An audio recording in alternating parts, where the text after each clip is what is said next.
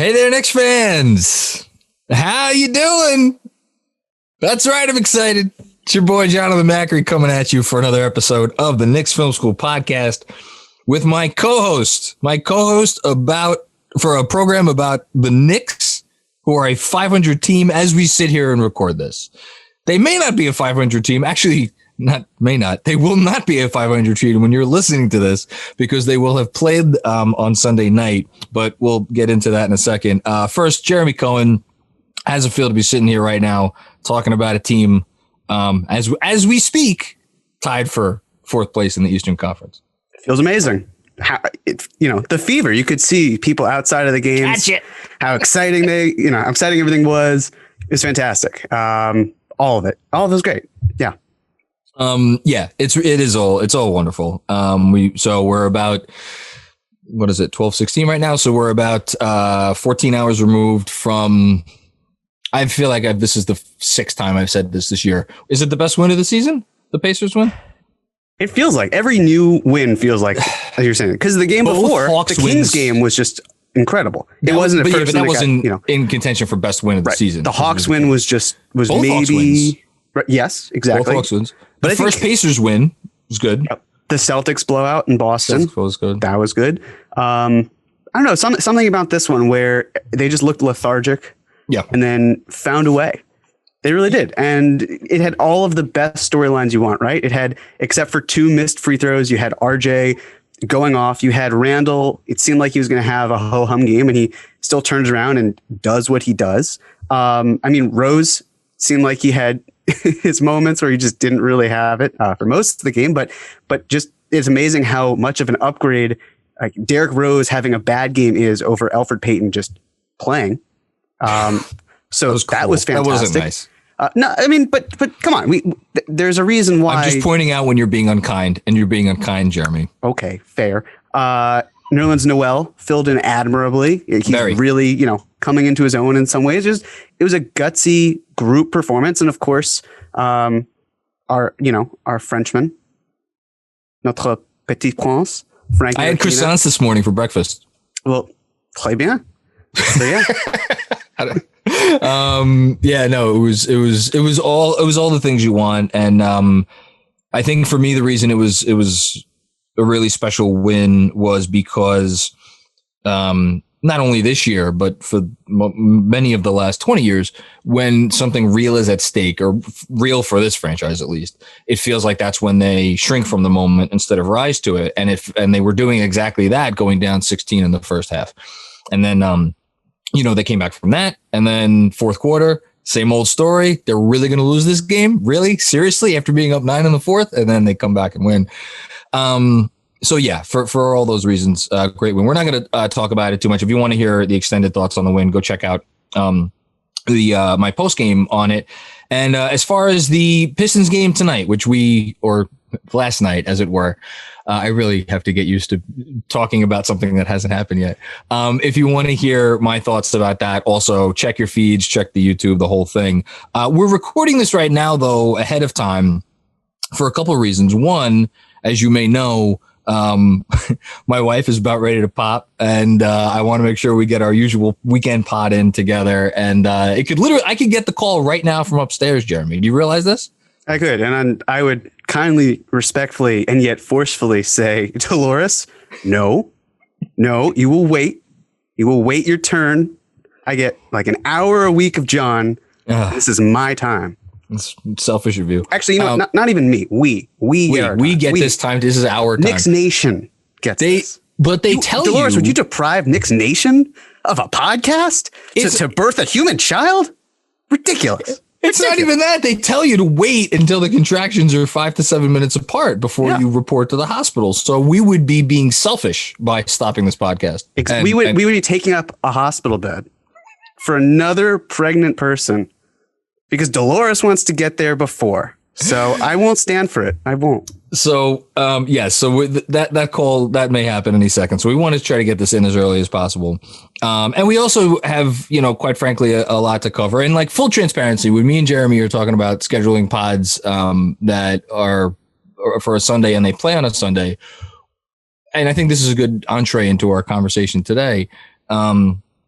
we're like, how much will the result of the game actually change the tenor of whatever it is we have to talk about? And I don't know how you feel. Like if they went out, and again, we're talking about something that's happened, but like, I feel like the Pacer win set this, like it was such a feel good moment. And like now the Pistons, it's a back to back. Might they go out and look a little sluggish? Whatever. We don't have to talk about it, but I feel safe saying things are feeling really good after 34 games. And I'm not sure that there's much that could happen between now and forget about, the Sunday game between now and the All-Star break that could change that too much. I mean, obviously 0-3 would suck. Even 1-2 would depending on how it happened, but it feels real, right? Doesn't it feel real? Yeah, it does. The thing that I'm concerned about, and I'm going to keep beating this drum, is the fact that the standings are so bunched up that, you could feel like, oh, well, we lost 2 games and now we're in 9th place or something like that. But then the thought is, okay, well, we just lost 2 games and we're still in 9th place. It's a roller coaster how, keeps going up and down. So I think something to consider, and I'm sure we'll get into this more at a certain point, is the idea of strength of schedule, especially as you continue. The Knicks currently have the 5th hardest strength of schedule remaining in the Eastern Conference. So that's something to consider. But again, we're in the thick of things. We don't know if the Knicks at this present time won against the Pistons or not. But here's the thing. If the Knicks did win against the Pistons, then they're 18-7. And if they lost against the Pistons, they're 17-18. David Fizdale was fired at 4-18. So, wow. A season removed, just the idea of how different one feels from the other. And it's euphoric, honestly. It really is. So it's hard not to be excited about this. It really is. It's hard not to be excited, and it's hard not to feel like the excitement is deserved, because I think, we've collectively as a fan base allowed ourselves to get excited at times over since basically 2012-13. And there has never been a payoff. And in fact, the come down has been pretty significant each time. It doesn't feel like we are headed for that. And let's just, we're going to get into the second half schedule. Maybe we'll move that up in our agenda. But first, let's just touch on Randle one more time.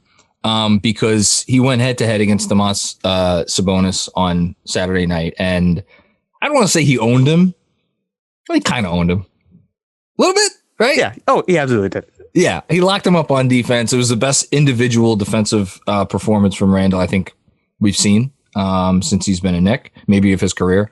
I don't know.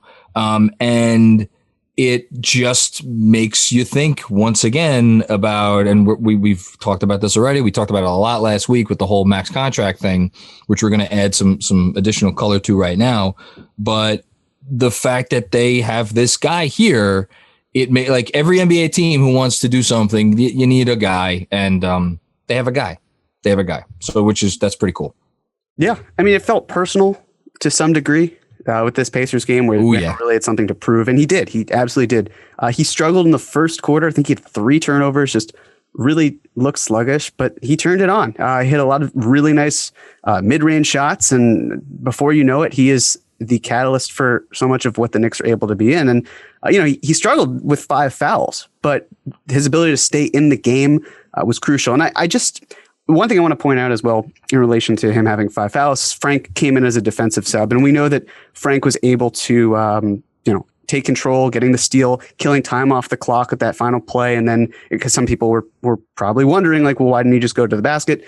Because, they were still able to kill clock. That was more important. But one thing that I felt wasn't really recognized when I went back and I rewatched the play, if you go back, that entire defensive sequence is saved in a lot of ways by Reggie Bullock, because Frank had McDermott on the baseline and McDermott cut through to the other side of the court and Frank's on his hip the whole way. And then you've got Justin Holiday who kind of bumps him and McDermott gets free. And Reggie Bullock, instead of pushing up, falls back and says to Frank, like, no, stick with Holiday, stay there.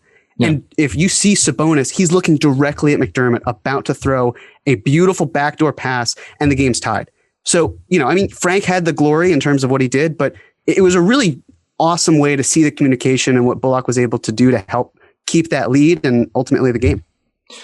It doesn't matter who's on the court. There are 5 guys defending on a string right now. And that's not to say they're perfect. I mean, again, they still have given up second, third, whatever, most open 3-pointers in the league. But we are definitely now far enough into the season to know that there is intentionality to a certain extent behind the open threes that they give up. And we saw it again last night. Who was taking all those open threes? It was Miles Turner. And Miles Turner is a guy where if you're playing the Pacers and like that's how the possession ends, you're like, okay, he made one, and it was a big one late. I think it actually put the Pacers up. Yeah, and that's been awesome. Steve Jones Jr. had a great thread on Sunday morning. He actually highlighted a lot of very, very, very subtle defensive miscues by the Pacers, and then also spotlighted a number of Knicks plays on defense where you could see like, yeah, the Pacers did some good stuff, but it wasn't because of like the Knicks were screwing up. It was because it's like they just got beat. And that's the thing. When the Knicks are getting beat on defense, it's not because they're screwing up, because they're just getting beat. It happens. Can we talk about the Randle contract thing? Yes. But before we do that. Oh, yes. What else? Can I do some house cleaning? Is it keeping or cleaning? Housekeeping, I guess. We could do that one too. It's relevant to. All right. Housekeeping. Housekeeping. That's sure. the phrase. Okay. Well, it's relevant that I'm questioning that because there were some listeners and viewers who had questions about our podcast last week. No. Yes. And I just want to take all of you back to a magical time. The year was 2005. Do I have to move? You do not have to move. Oh, even stay. I'll guide you through history. The year was 2005. YouTube was the hottest sensation. You got Live Strong bracelets populating the nation. And Fall Out Boy had their album drop. Why is that relevant? Well, on their album, they had a song called Sugar We're Going Down. And one of the lyrics on said album is, I'm just a notch in the bedpost, but you're just a line in the song. So, innocent, innocuous, negative 4-year-old me goes online and tries to understand. You were 4 in what year? No, I said -4. I'm poking. Oh, you're making a joke. I'm being self-deprecating because I look like I'm 12, but I'm twice that age and more. Yes. So, in fact, I'm getting ready for my second bar mitzvah. Anyways, so if you look at the lyrics and you are young at the time and you have the power of the internet, you're going to figure out what it means. So, to those out there wondering, does Jeremy know what he's saying? The answer is yes. Yes, I did. Because KFS After Dark gets raunchy, but it's daylight. So I had to now corroborate that. Or I had to clear that up. Corroborating wouldn't be the right word. I had to clear that up. So, yes, on to Randle. I'm so happy that I will always have the last 2 minutes of my life to reflect back on. And they never have to go anywhere. Yeah. Julius Randle. Julius Randle is currently he's currently making. By the way, shout out to Mitchell Ebner, who is the Twitter user who DM'd me some of this stuff, so I didn't have to do the calculations myself. He reminded me that in addition to the All-Star bonus, Julius Randle gets an additional bonus this year if the Knicks make the playoffs. And that is, I believe, even if they make the play-in game, I think, although I'm not 100% sure about that, maybe they have to actually make the playoff field. Whatever. It doesn't matter. Let's assume that he gets it. If he gets it, he will increase his salary next year. It doesn't affect his salary this year. It only affects his salary next year. It'll make it $20.7 million. And it'll allow the Knicks to up the 4-year max. So as an NBA team, you can sign a player if you have their bird rights, right? Yes, but Julius already got a bonus from the All-Star game this week. Yeah, he already got that. So it's already at $20,745,000. So that's set in stone. The playoff bonus is still up in the air. You can sign a player to 4 additional years once if you're in the final year of their contract. So what that means is if we were doing normal year timeline, if the new league year starts on July 1st, if the Knicks wanted to negotiate an extension with Julius Randle on June 30th, they could only offer him 3 years. If they wanted to offer an extension starting on July 1st, it could then be 4 years because we're in that final year. So let's just assume they want to do that and they want to offer him the full extension amount that they can. Here are the numbers that it could be, assuming they make the playoffs. $24.9 million in 2022-23. That's if they don't make the playoffs. Oh, this is if they don't. You're right. Sorry. This is if they don't. 24.9, 26.9, 28.9. And then in the final fourth year of the extension, it would be 5 years out, 30.8. If they made the playoffs, then, and he didn't do the numbers year for year, but the total would be a 4-year, $118 million extension. That is literally best case scenario for Julius Randle. He hits all of his bonuses and they want to give him the full 4-year max that they can give him, which notably, and then I'm going to turn it over to you, is different from the max. Because when we talk about the max, the amorphous max in the NBA, that has its own set of parameters, which are unrelated to the most that you can offer a guy based on his previous contract. And that would be for you. Well, I'm sure you know this because I don't offhand. It's more than 4 for 118, right? It is. Yeah. So, I mean, after next year, Julius Randle can sign for up to a 30% max because he'll have 7 to 9 years worth of service time. So and this is after the 2021-22 season. Correct. So when he is an unrestricted free agent. Yeah. Yes, exactly. So he could sign for up to 30% of the max. For those who are wondering, is Julius Randle eligible for of the cap, up to 30% of the cap? 30, yes. For those wondering if Julius Randle is eligible for a supermax, the answer is no, because the fact that he has not been with the Knicks his entire career, or the fact that he was not traded to the Knicks on his rookie contract. Like Harden got the supermax in Houston, despite being with Oklahoma City when he was drafted, and Giannis had the supermax because he was with the Bucks throughout his career. And there's certain criteria to hit too. It's not just anyone. It's like All NBA, Defensive Player of the Year, MVP. Right. That's it. Yeah. Right. So, I mean, the question for Randle, with like a lot of these other players is, do I wait or do I take the money now? And it's not something obviously that we can easily discuss because we don't know. You know, I mean, for example, Randle has really felt comfortable here.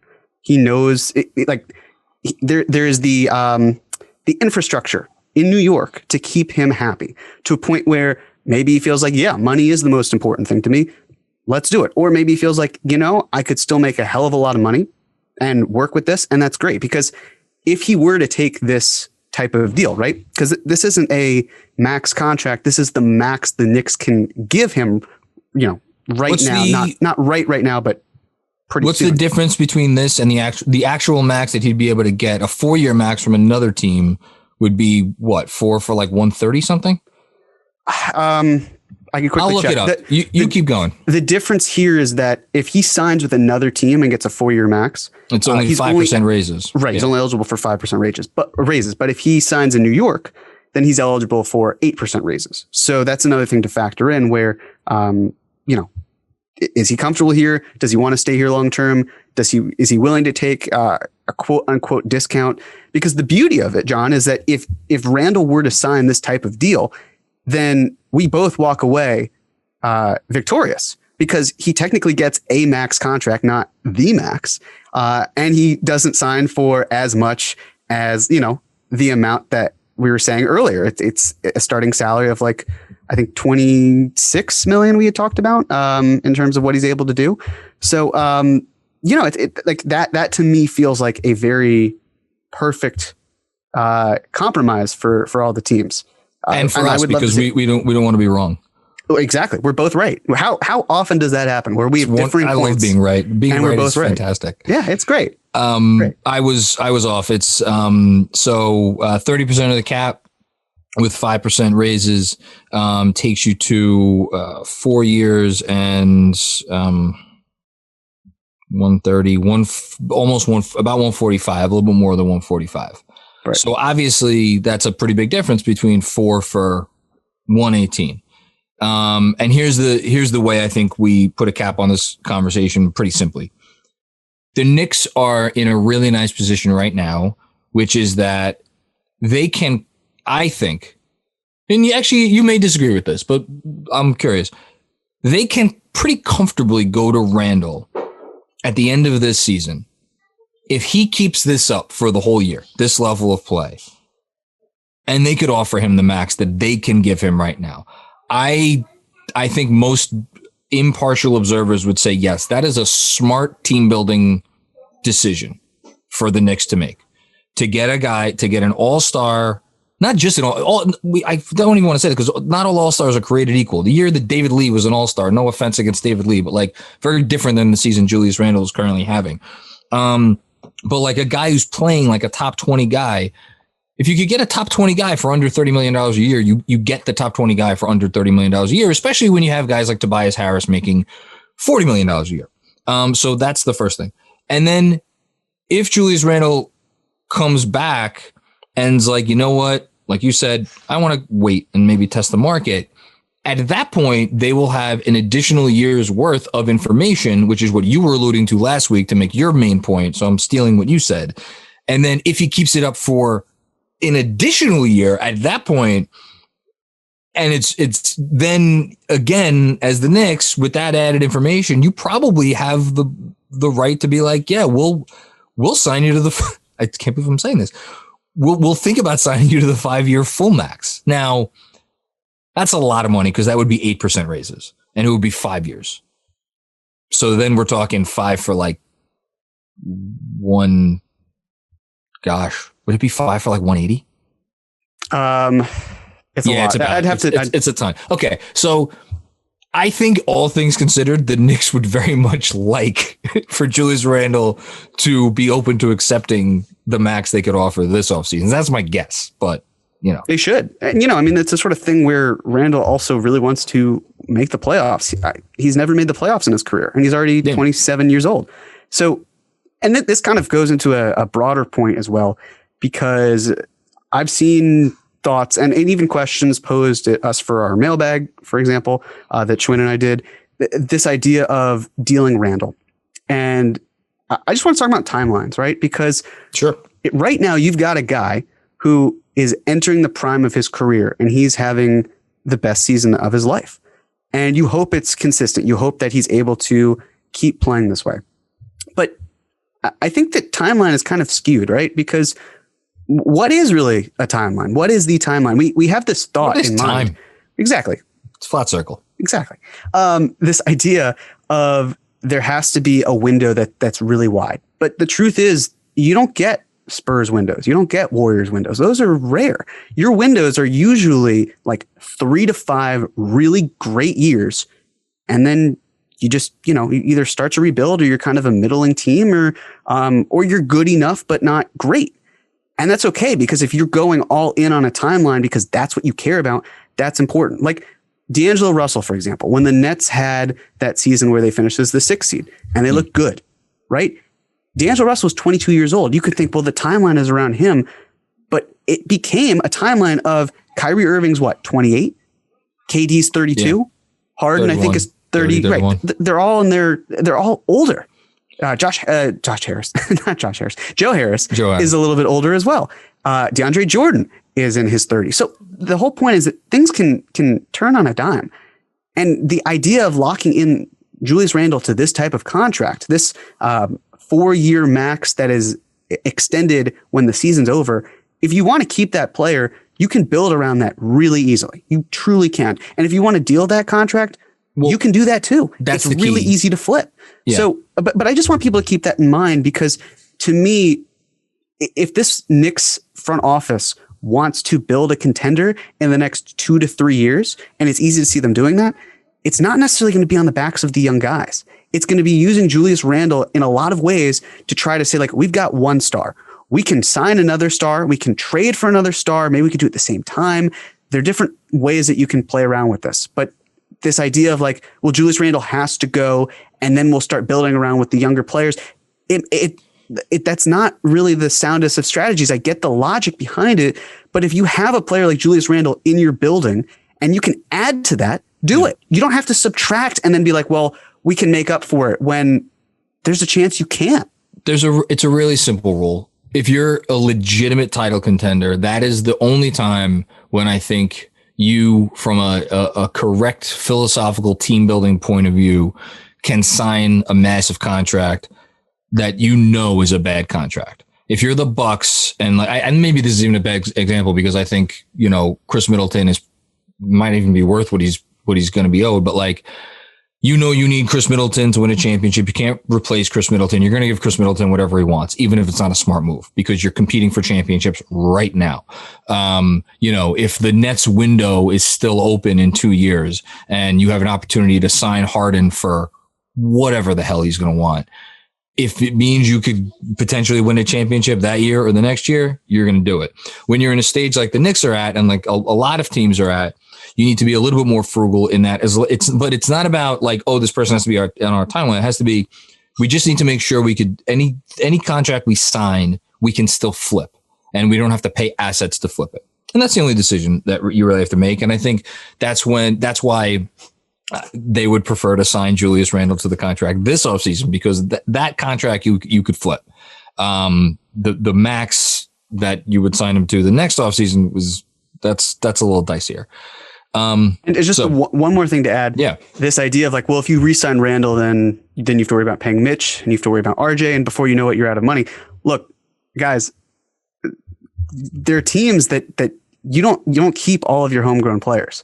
And I think that we have to understand that with these assets and these contracts and everything going on, there's a chance that the Knicks look to upgrade because they have a surplus of assets at their disposal, and packaging things together. They're going to be maybe one or two moves that, from an emotional standpoint, as we watch the kids play right now, where a couple years down the line, we could be heartbroken, but then we'll see what comes in and be like, well, that's the price you pay for what you get. And there are moves out there that can exist.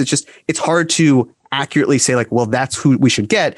It's more just like that idea of like, when the right time is the right time. Now's not the right time. You mentioned the two teams, the Warriors and the Spurs. Yeah. And you know why those teams were able to have sustained success?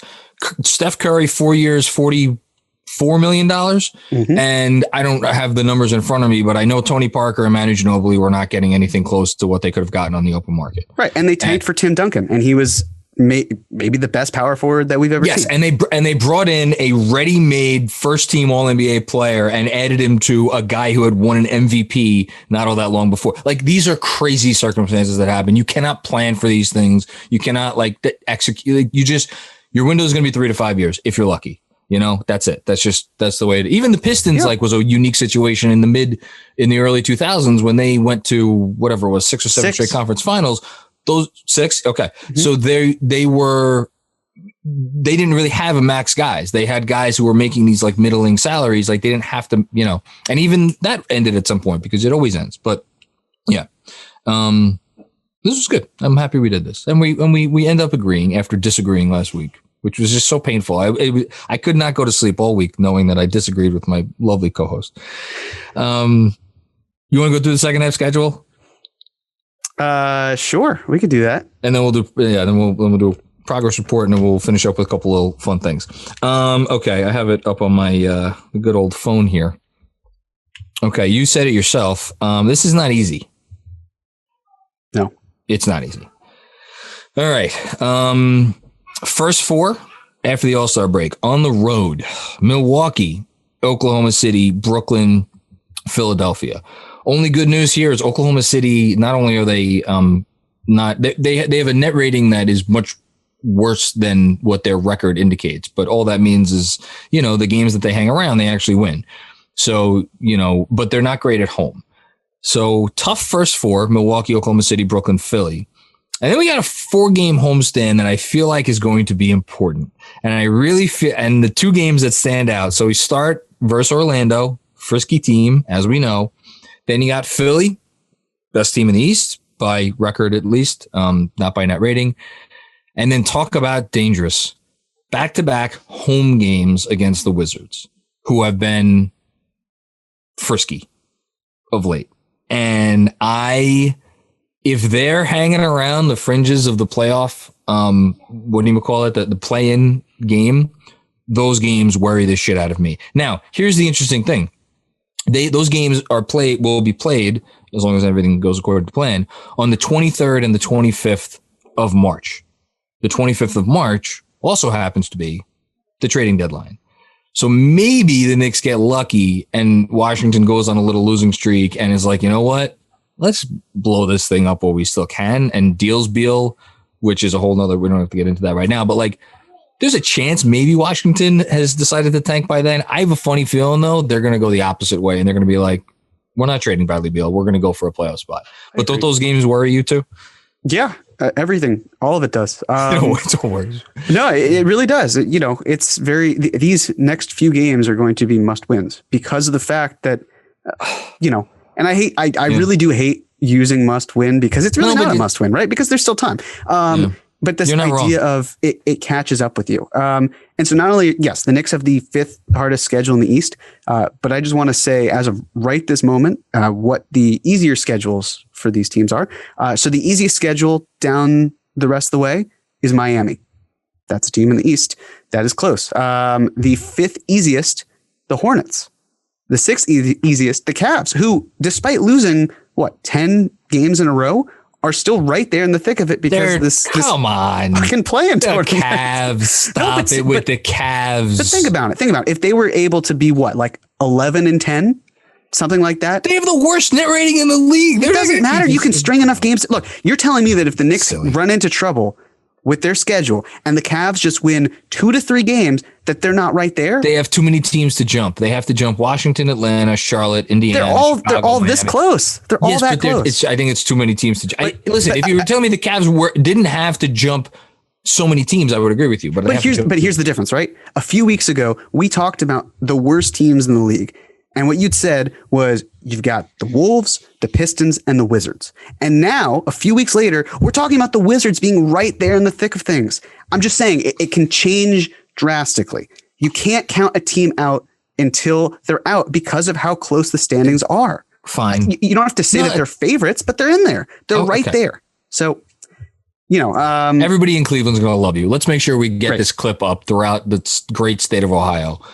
Wonderful. Love it. All right. Who goes to Cleveland on vacation? Back to disagreeing and I'm not going to sleep at night. That's okay. Then we've got Atlanta. They are, let's see, 1st, 2nd, 3rd, 4th, 5th, 6th, 7th, 8th, 8th easiest. The Celtics at 9th. And then you've got the Pacers, the 17th hardest, Wizards 15th hardest, and then the Knicks, the 14th hardest in the NBA. So 14th or 4th, you said? No, the 5th.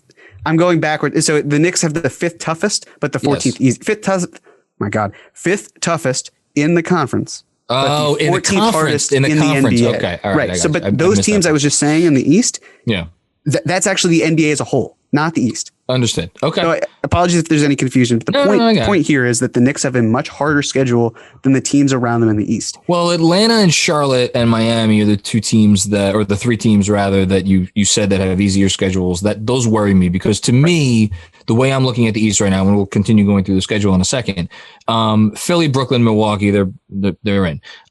Toronto's in. Toronto started off, they were 1-5 or 1-6, I believe. They're now 17-17. Their game got postponed because they don't have enough healthy players. I think they're going to be fine. Miami's going to be fine. I'm sorry, but Miami's going to be fine. So that's 5 teams right there. To me, the question is, can the Knicks hang around in the battle for 6th? And that's going to probably depend more on Boston than New York, because I think if Boston wants to maybe make a trade, if Boston figures their shit out, like they're just good enough that the Knicks are not going to be able to catch up to them. But again, that's no guarantee. So really what we're talking about is, are the Knicks going to be in the battle for 6th, or are the Knicks going to be in that play-in mix, or I guess the downside would be, are they going to fall out of it? Let's keep going. So we're up to the 9th game of the second half. We'll go through these pretty quick. Miami at home, very dangerous. Oh, sorry. Before that, we have at Milwaukee. Not fun. Miami at home, not fun. Going to Minnesota. Again, 1-game road trip to the Timberwolves. Dangerous game.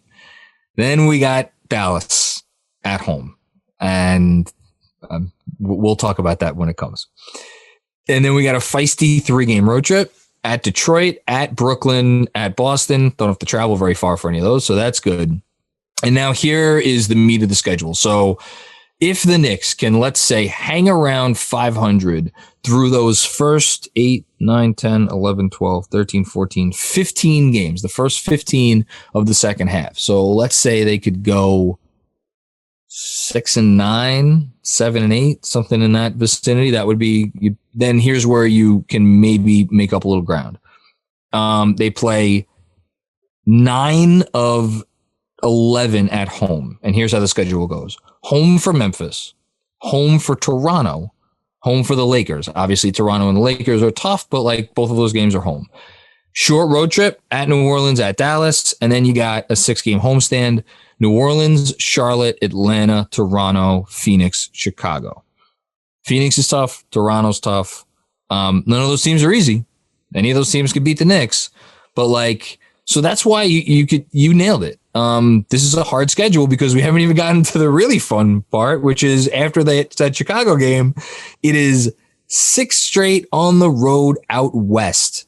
And it's Houston, who should be tanking by then, Memphis, Denver, Phoenix, Clippers, Lakers. I think the only hope is that the LA teams have their playoff places secured by then, right? Yeah, that they rest Anthony Davis, or at least for the Lakers. Kawhi, yeah. PG. And then you finish up with a 3-game homestand, San Antonio, Charlotte, and Boston. Whew. It's a doozy. It's not easy. Yeah. It's not going to be easy for them. I'd also like to volunteer one more piece of information that a lot of fans are not going to like, but it's just the reality of it. What? I'm afraid now. Of all those teams, the team with the 4th easiest schedule right now, the Mavs. I know that doesn't factor into the Eastern Conference, but I think it's something to consider. Come trade deadline, look, I'm not itching to trade it. By all means, I want to keep the pick. I like how you didn't even say it. You didn't even say, you just said it. You just called it it. Yeah, that's what it is. That's what it is. But, it's just something to let it ruminate, think about it, consider the fact that it's, they have the 2nd easiest schedule in the West. And they are right now 2 games back of 6th. Yeah. And Portland is hurt and struggling. They're currently in 6th. Actually, forget 2 games back of 6th. They're 2.5 games back of 5th. And the 5th place team is the Spurs, and they have a negative net rating on the year, as does Portland, by the way. So you want to talk about 2 teams who seem due for a fall. And then in 7th, you got the Warriors. In 8th, you got the Nuggets. I think the Nuggets are going to be fine. They're going to be up there. Obviously, the top 4 in the West are not being touched. But, this is why I've been pretty consistent about the fact that, like, if you look up at the standings at the end of the year and the Mavericks are in 6th in the West, don't be surprised. So whatever. We'll see what happens there. Do you want to? Well, we'll save our second half predictions for next week. Let's do a quick progress report and then predictions for this week, and we'll and I guess maybe we'll touch on the KP thing. We'll get out of here. Should we talk about RJ Barrett? He seems like the one who it's always good to talk about. Let's talk about RJ Barrett. Okay. Progress report on RJ Barrett. I am going to say something, and I don't think it's an overstatement. I think Saturday night was his most important game as a Knick. And I said something to this effect on the post game. And the reason I think it was his most important game is he was having a bad game. And I don't think it was an overstatement to say he was having a bad game on the offensive end. Yes, he was hitting threes early, but at one point in the game, he was 1 of 8 from 2. And he was getting blocked, and he forced a couple of shots, and it was a lot of the stuff that has been causing consternation of late. And then the end of the game, the last 5 minutes happened, and it was the first time I feel like he hit some big threes, obviously, but more importantly, he was in command of the offense, and Tibbs let him be in command of the offense. He made the right play every time, even the turnover to Bullock. That was a good try, good pass. The missed free throws were there, but I loved it. I loved that he came back within the game to be able to do that in the end. Came alive. Yeah, and I think also another really awesome factor, considering how terribly he was doing with his 3-point shot, he's now 33.9% on the season. That's 39 of 115. If you take away the first 6 games, he's at 40%. Yeah. Which is insane. He's been great. And I actually looked this up. He's 11 of 14 from 3 against the Pacers this season. That's 78.6%. Against all other teams that he's faced, 27.7% on 28 of 101 shooting. So that just goes to show how hot he has been against the Indiana Pacers and why I really would love to, A, make the playoffs, and B, play the Pacers, because I think that would be a really fun series. Oh, man, Knicks Pacers again? Yeah, I know. Oh, give me more Emmanuel Quickly 4-point plays. That's what I need against the Pacers. So the fact that Knicks Pacers and Knicks Heat are both real possibilities for the playoffs is just, I know you're too young for this, but I mean, well, let me tell you, I was alive and watching basketball in 2013. That wasn't really. Well, but look, I know it wasn't like that era, but I have still physically seen. You don't know. You can't Pacers, possibly Knicks know. Heat. This isn't against you. I'm not comparing. I'm just saying it is a matter of fact that I have seen the Knicks play those teams in the playoffs. Yeah, you have. Okay. I see you, Andrew. I see you shaking your head. All right, whatever. Good thing you're on mute. Anyways, yes.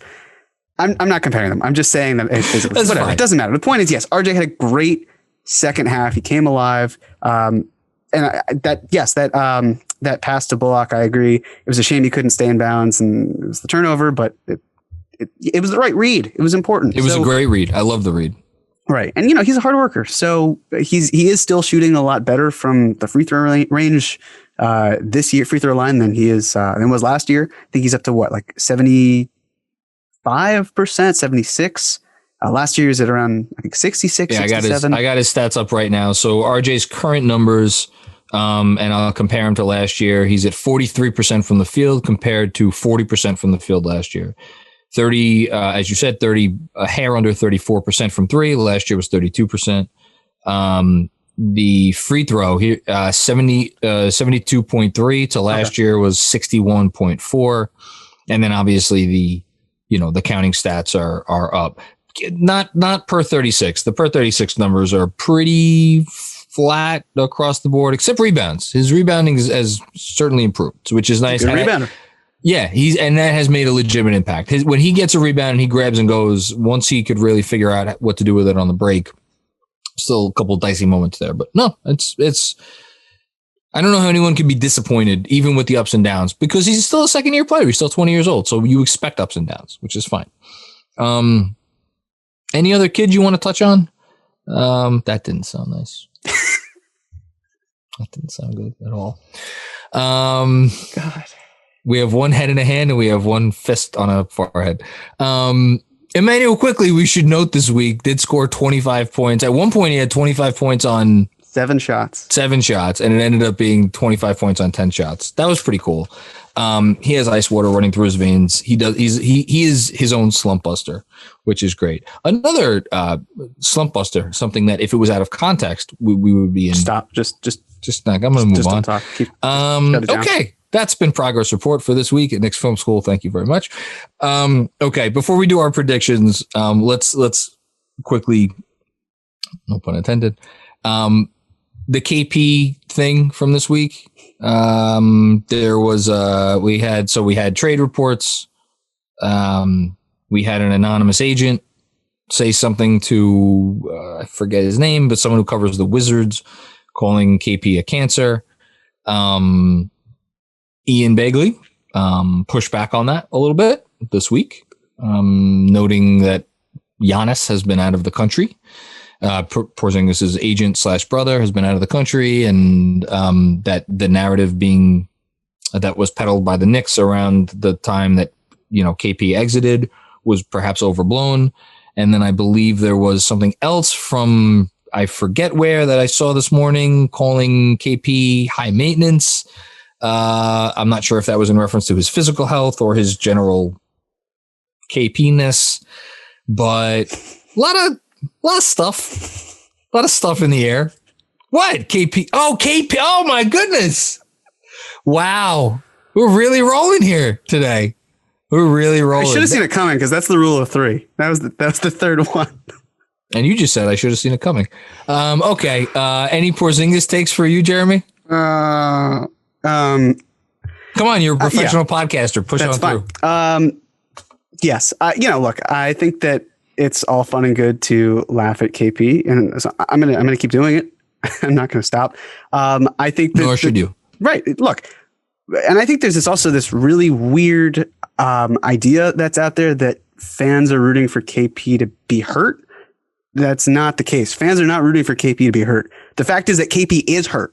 And this is like, well, we know that he's been hurt. We know that he's going to continue to be hurt because we have seen it with our own eyes. And we knew going into this trade, a big reason was that availability is the best ability. And if you can't stay on the court, then how are you worth a max contract? And if the production you're giving isn't max worthy, then how is that good at all? And so, I have to laugh at certain former Bleacher Report writers who are out there who think that there's this cohort of Knicks fans that bands together and is like, you know what, let's pick on this guy today. Let's try to get after him because of Kristaps Porzingis. That's just not what happens. The fact is that if you think from the get-go that the Knicks lost a trade and you're not willing to give it time, and then a year later you reflect the Knicks absolutely lost it, not even close. And then again, as you creep forward, maybe it wasn't a blowout. Maybe it was even that the Knicks did well in the trade. Because again, the idea that two teams could win a trade or even two teams could lose a trade, that can't happen. It has to be a winner, has to be a loser. So I'm at the point where I will stop caring about Kristaps Porzingis for the most part, truly. And I say for the most part because, a smidge of me will still have a vested interest because there's the what if timeline once the picks are done. Because right now, the most important thing to me is that the Dallas Mavericks lose so that the Knicks pick gets better. Not Kristaps Porzingis, but Kristaps Porzingis can't stay out of the spotlight, whether he's not playing or because there are other things indirectly around him. The fact that the Mavs have said, or at least they're reported to allegedly be shopping him in the second year of his contract. I mean, that is something that is noteworthy because it shows that they see that they are backed into a corner. And they're trying to figure out an exit strategy because you can take calls on anyone, right? But they failed. Yeah. They failed in their endeavor. They wanted Giannis Antetokounmpo to come to Dallas and he didn't. And that's why, to me, it's like, if you're going to light the Knicks and their fans up for wanting good things and hoping for two stars to come in and they don't, you could do the same thing with Dallas because right now you have one max slot that you can't fill because there's no one who's going to go there who's worth it. And you got an injured star on a max contract, and he's not able to play. That's just where I'm at. Someone the brain is hazy these days. A reporter doubled down on the, yes, the Mavs are really taking calls on KP. Like, don't let anybody try to convince you otherwise. It was sometime in the last 24 hours. So that's out there. That's real. And he had reported that himself. He was the one who originally reported the Warriors thing. So, I guess semi-related to the KP thing, we've also had a couple, I don't know, think pieces this week from Ian and Mark Berman reflecting back on the what Scott Perry and I guess Steve Mills did in the lead up to the Rose regime. I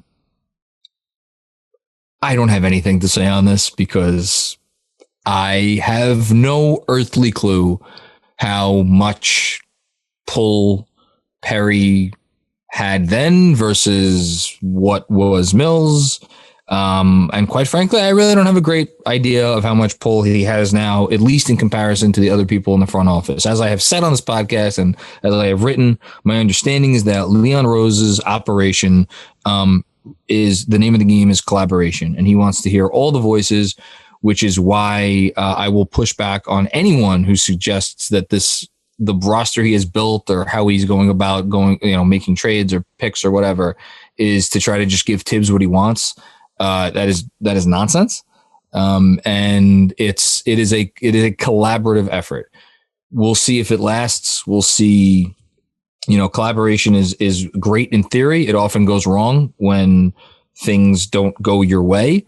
Right now, things are going the Knicks' way. It's also new. So, I don't know. I think Scott Perry's resume speaks for itself, and I think I'll just leave it at that. Sure. Well, I'll pick up from there. We have seen one transaction where Scott Perry has been in charge. It was a good one. It was a really good one. He traded Marcus Morris. He got back Mo Harkless, just matching salary. The Clippers pick, and he got back the Detroit Pistons pick this year in the second round. Everything outside of that, it is really hard for us to parse out who's responsible and who's not. Because if you want to talk about all the good that Scott Perry has done, then you can also talk about the fact that he was part of the team that hired David Fizdale and hired Keith Smart, that brought in Dennis Smith Jr., that brought in Emmanuel Mudiay, that drafted Kevin Knox.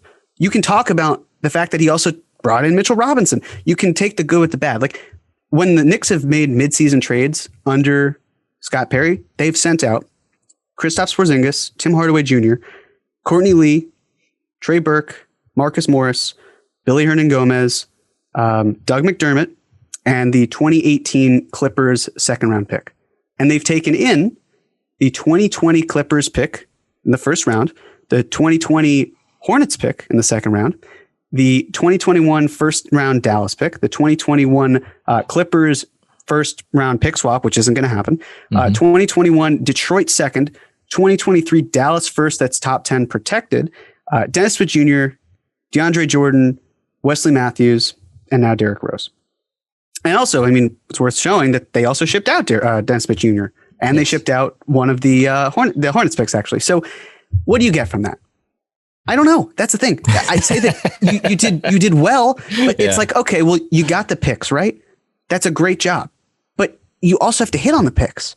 So unless you're telling me that Scott Perry was the one in the gym at Kentucky working with Emmanuel quickly, knowing that he is actually a competent point guard, that he can do various things, then you have to share the blame and you have to share the gratitude.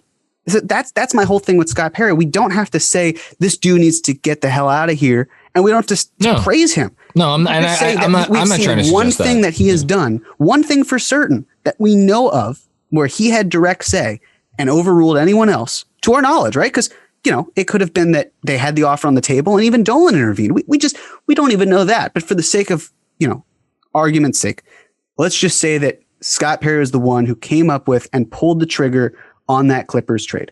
That was a great move. Really was.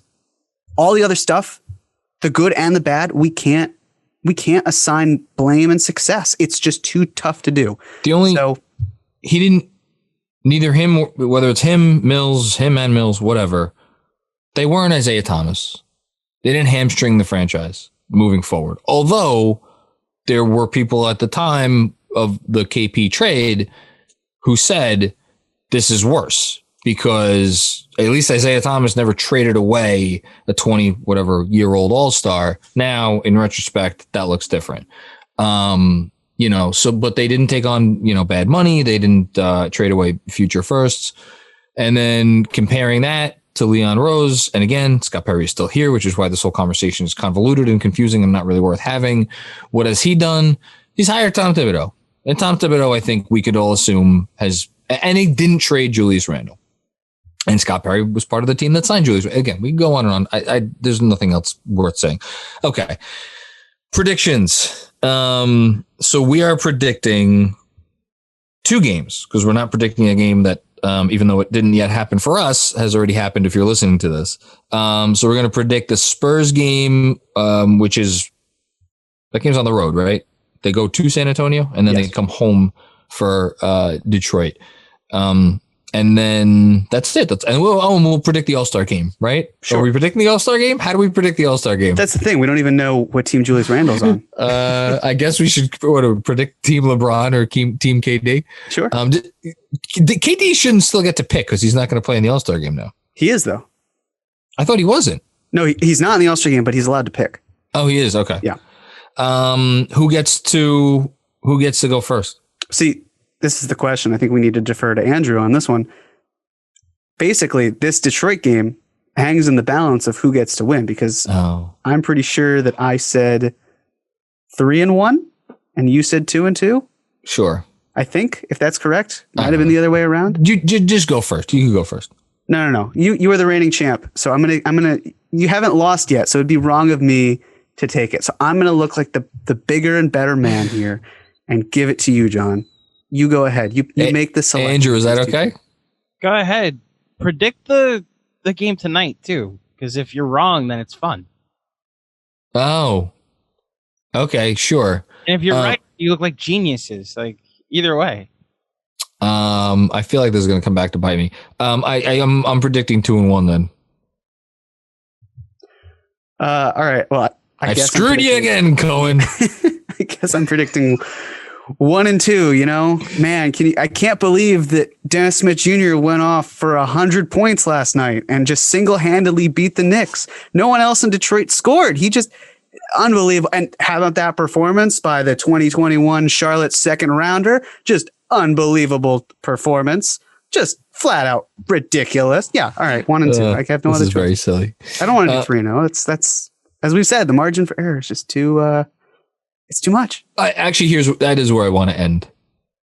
If they go 3-0, if they won the Pistons game that happened already, and if they win in San Antonio and they beat the Pistons at home to go into the All-Star break, and let's say that would put them, I think they would have to, because the Toronto game got canceled. That would put them sole possession of fourth in the East. What do you think it's going to be like for us when we come on? I mean, I'm probably going to be sleep deprived because in all likelihood I'm having another kid by then.